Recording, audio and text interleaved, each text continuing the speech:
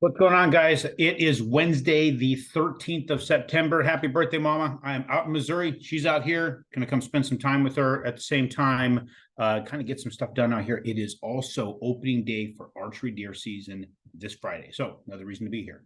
There's always a reason to be here. It's a great place. You know, the background, my cabin's here, office, in the cabin, great place. But I want to give you guys some perspective. So things to look at. Now, we had gotten some data that was handed to us, and I subscribed to this handle, Unusual Whales, on Instagram. I suggest you guys get on there. They have a lot of great data talking about the markets and a lot of the information and who's messing around in the markets too. They're kind of doing a little bit of dirt digging. So something that just came out from the Mortgage Bankers Association, that the volume of mortgage applications have dropped to their lowest volume since December of 1996. That's huge, guys. Now, two things that are huge about this. Let's think about 1996. I got in the business in 1997. The loan application, you can't go to a website and get somebody's loan application back then. You can't do it online, right? You couldn't upload your data. This was people coming in and meeting face-to-face, hoping the conference room was open at the office I was at. And it was writing things down on a triplicate document. If those of you who don't know what a triplicate is, it's a carbon, you might even know what carbon copies. You might want to look it up. Some of you young guys might have to look this up because it was 3 papers. You have to press hard, and you would write on the top copy, and it would go through the other copy. So it was appearing on the other copies, and you peel it apart and you go different directions.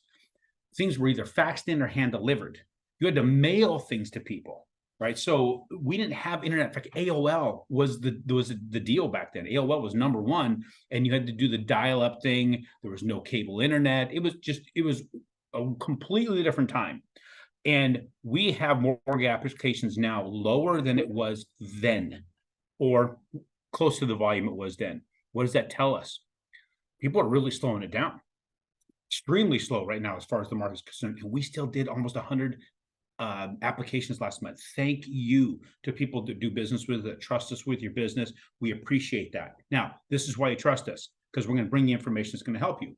A lot of people are wondering right now, is now the right time to buy real estate? According to the same outfit, Unusual Whales put this out, that per Fannie Mae, 82% of Americans said in August that it's a bad time to purchase a home. 82%. That means, look at the other 18%. How many of them just don't know? And how many are saying now's a great time to buy a home?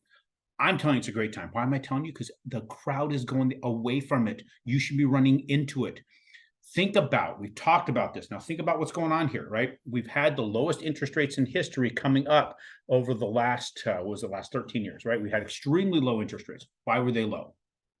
They were low because of the quantitative easing, the amount of capital that was shoved into the markets by the Federal Reserve. Right? It came in from the U.S. Treasury to the Federal Reserve into the markets to drive everything low, bring the cost of money extremely low. Now, let's think about this for a second. Who drove that? The guys who did that, who were in charge of that, they came from Wall Street.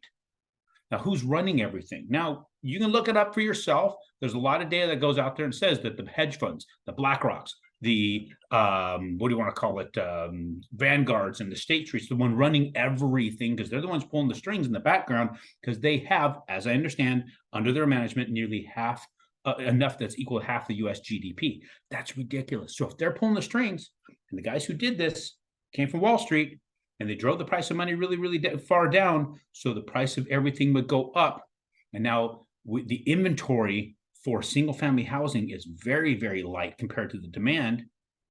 Think about what's going on here. The people that have the ability to purchase these homes are not going to be the average human in the future. It's going to be the companies and the corporations and the hedge funds, meaning not us, our children or our children's children are going to be that subscription-based economy that they're trying to create. So you have an absolute responsibility to buy as much of it as you possibly can, but not just going out just to buy it. You've got to understand what you're looking for and why. You got to understand what you're digging into, why you're purchasing that. We need to break it down. You need to understand it. So you need to contact us. This is why you do business with us, because we can give you things that you want to look for and help you become successful in acquiring that investment real estate. And you have to do it, because if you don't, it's not going to be there for your future. Everybody wants to talk about legacy, but if you don't have these for your family, you won't have it. They won't have it. So we have the responsibility to do this. Let's talk about this. Contact us. Go to my website, aaron.chapman.com. Scroll down to events, or actually across the top to events.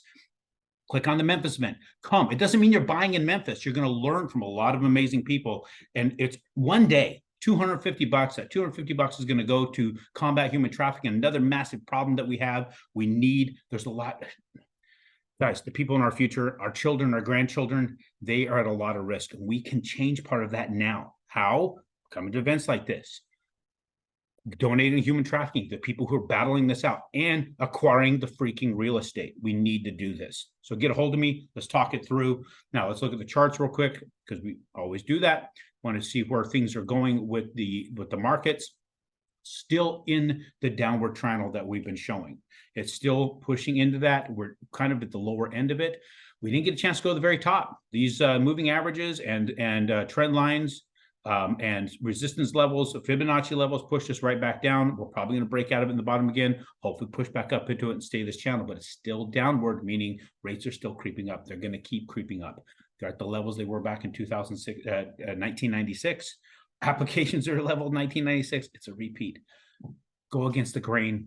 Go against what the public, everybody else is doing. The 82% of people sitting on the sidelines and jumping the game. It's actually probably somewhere more of 95% of the people sitting on the sidelines. Take advantage of the opportunity now, and don't let the next generation say, my grandpa didn't have the balls, or my grandma, or whoever. So thanks, guys. I'll talk to you again on Friday.